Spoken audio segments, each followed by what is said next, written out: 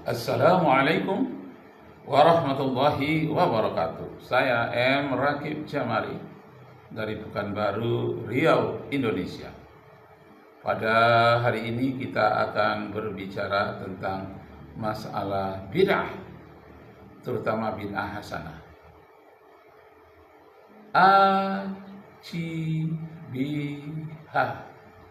Acibiha, aku cinta bid'ah hasanah. Nah, itulah yang akan kita bahas. Sekali lagi kita bersyukur kehadirat Allah. Wassalamualaikum warahmatullahi wabarakatuh. Nashkurullah syukran katsira bi qiraatil hamdalah ala hidayatihi wa taufiqihi alladhi nahnu na'isu biha.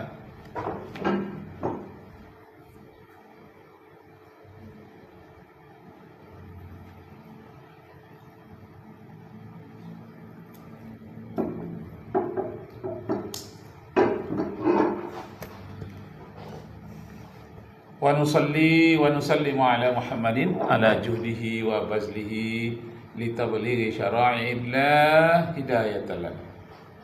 Amma ba'du, ashkurukum syukran jazila ala masa'idatikum bil huduri fi hadzal fasli. Sawfa yasiru alaikum khutbati ala lughatil Indonesia khususan.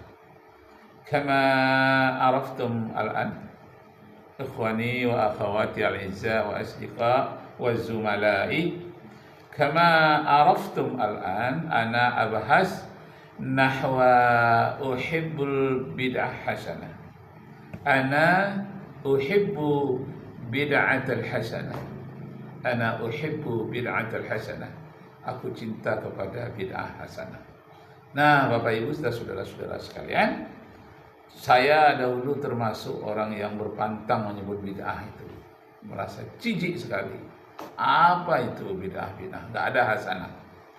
Akan tetapi setelah kita belajar dari S1, S2, S3 dan kemudian pengajian-pengajian, training, membaca kitab demi kitab, ketemulah pembahagian bid'ah itu menurut Imam Syafi'i.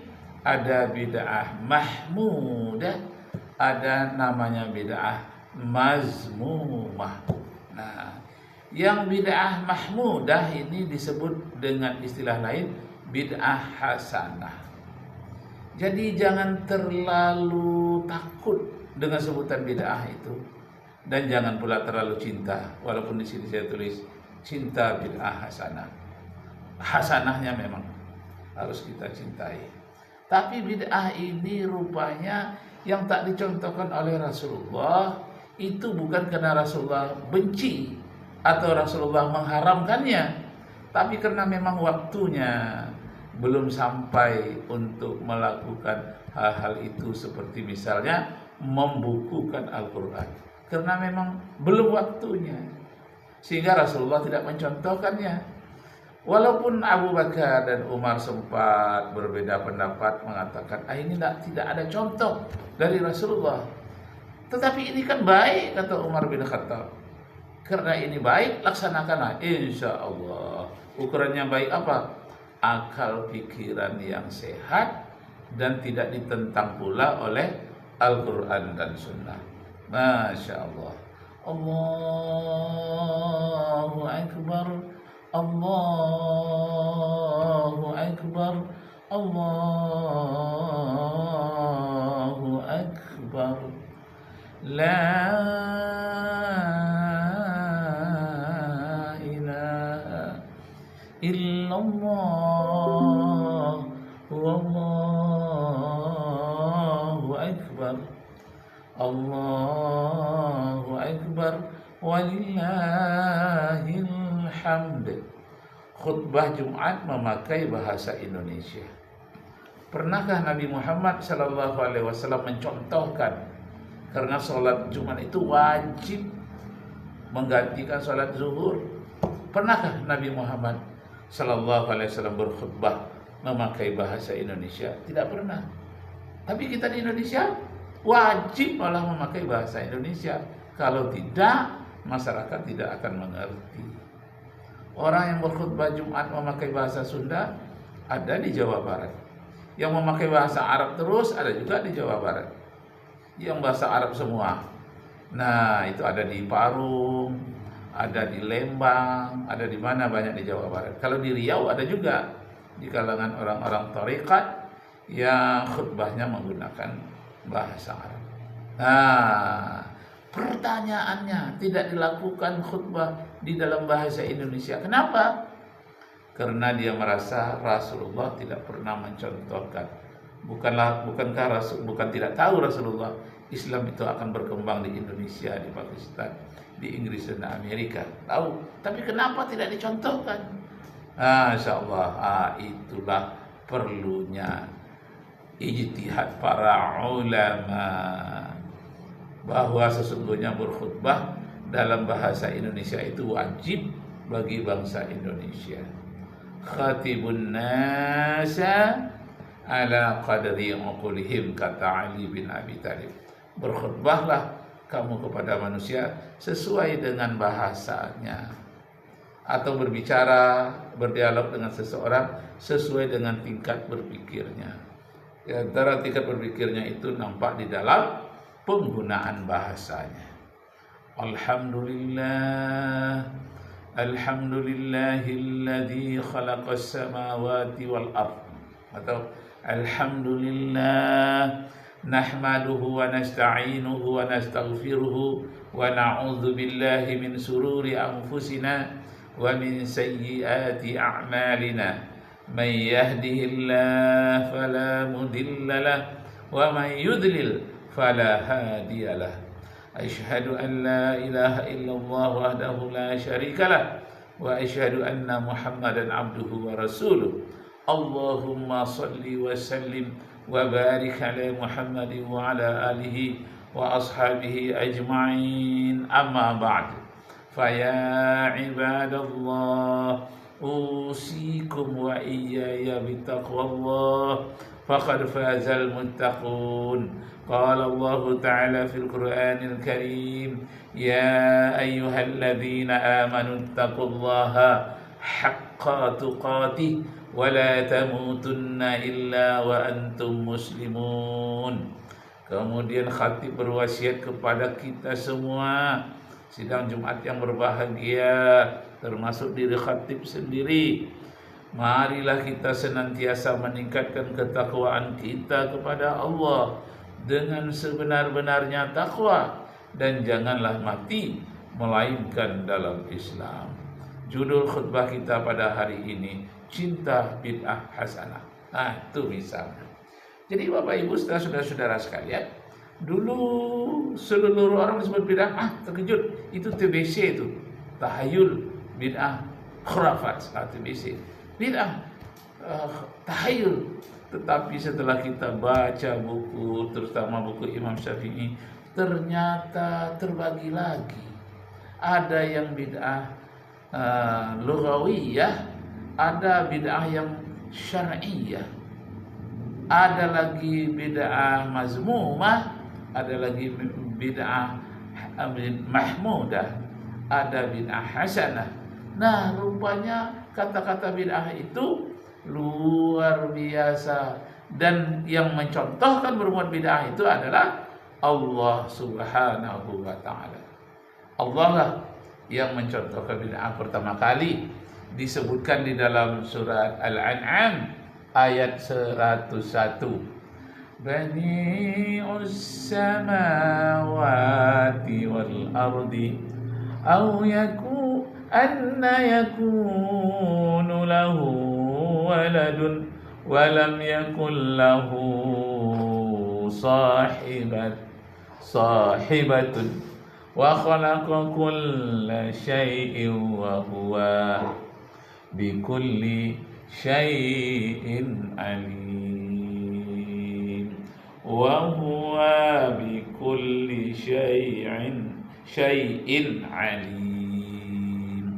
Badi'us samawati wal ard, Allah menciptakan bid'ah langit dan bumi. Kenapa disebut Allah berbuat bid'ah langit dan bumi? Karena tidak ada contoh sebelumnya. Sebelumnya belum ada langit, belum ada bumi. Allah lah yang pertama. sehingga disebut dengan badi'us samawati. Allah menciptakan langit dan bumi. Nah, berikut ini Bapak Ibu Saudara sekalian, mari kita dengarkan. Artinya menciptakan sesuatu yang baru. Nah, menciptakan sesuatu yang baru. Ini kita ingin mendengarkan dari seorang kiai dari Madura yang tinggalnya di Jakarta, umurnya 85 tahun, bahkan mungkin lebih. Nah, Pak Kiai Syukron Makmun, bagaimana tentang bid'ah hasanah? Masya Allah. Yang sebelumnya tidak ada. Jadi segala sesuatu yang baru yang sebelumnya tidak ada itu namanya bid'ah. Termasuk yang pertama kali membuat bid'ah itu Allah Subhanahu wa taala. Masya Allah. Dalam Al-Qur'an. Allah menyatakan di dalam Al-Qur'an badi'us samawati wal ardh. Surat Al-An'am. Ya. Badi'us samawati ayat 101. Saya yang bikin bid'ah langit dan bumi. Masya. Jadi adanya langit dan bumi itu bid'ah. Mengapa bid'ah? Sebelumnya tidak pernah ada. Baru Allah mengadakan langit dan bumi. Jadi langit dan bumi itu barang bid'ah dalam Al-Quran itu. Bukan barang lama, barang baru. Langit dan bumi diukur dari saat diciptakan oleh Allah. Sebelumnya tidak ada langit, tidak ada bumi. Allah ciptakan langit dan bumi. Allah menyatakan badi'us samawati wal ardh. Saya membuat bid'ah langit dan bumi. Langit dan bumi bid'ah, barang baru. Sayalah penciptanya yang membuat bid'ah ini. Nah, itu dia. Bapak Ibu saudara-saudara sekalian, saya sebagai guru juga sebagai pengajar di perguruan tinggi, saya juga mengajar dari masjid ke masjid, ada pesantren kilat remaja. Jadi saya diantaranya instrukturnya itu di satu masjid yang bernama As-Salam. Lalu ketua dari remaja masjid itu dikatakannya, Pak, kitalah paling terdepan memberantas bid'ah. Harus Pak, bid'ah banyak begitu sekarang ini. Harus kita berantas. Oh iya, saya katakan. Itu banyak sekali bid'ah. Bid'ah itu saya katakan itu kan barang baru, kan bagus barang baru. Apa saja yang baru kan bagus. Populer bagus Pak, tidak ada bid'ah itu yang bagus, jelek semuanya. Anda perkataan itu dapat dari mana? Saya katakan, ya dari guru saya. Siapa guru Anda? Saya kuliah Pak. Di mana Anda kuliah? Di Universitas Islam. Oh, itu siapa namanya? Dosennya itu Pak Hamzah itu kan? Oh iya, itu adik kelas saya itu. Dia panggil abang dengan saya. Saya juga mengajar di situ di Fakultas Ekonomi. Kalau dia ini jurusan teknik. Nah, jadi saya katakan belajarlah dulu apa yang dikatakan bid'ah, berapa pembagiannya. Jangan asal-asal bid'ah, asal benci begitu saja. Kita harus tahu mana yang dhalalah, mana yang hasanah, mana yang mazmumah, mana yang mahmudah, mana yang lughawiyah, mana yang syariah. Wah, dia terkejut. Lama-lama saya katakan, ini kawan-kawan saya sama-sama mengajar di Universitas Islam. Barulah dia terdiam. Tak menyangka. Saya kira ustaz-ustaz biasa yang mengasihkan pelajaran pesantren kilat. Rupanya dia mengajar di perguruan tinggi. Mulai saat itulah dia diam. Dan akhirnya saya berdiri. Karena sudah sampai waktunya. Saya berikanlah kajian terhadap remaja itu cinta kepada Rasulullah. Jadi disebut dengan ma'rifatul Rasul.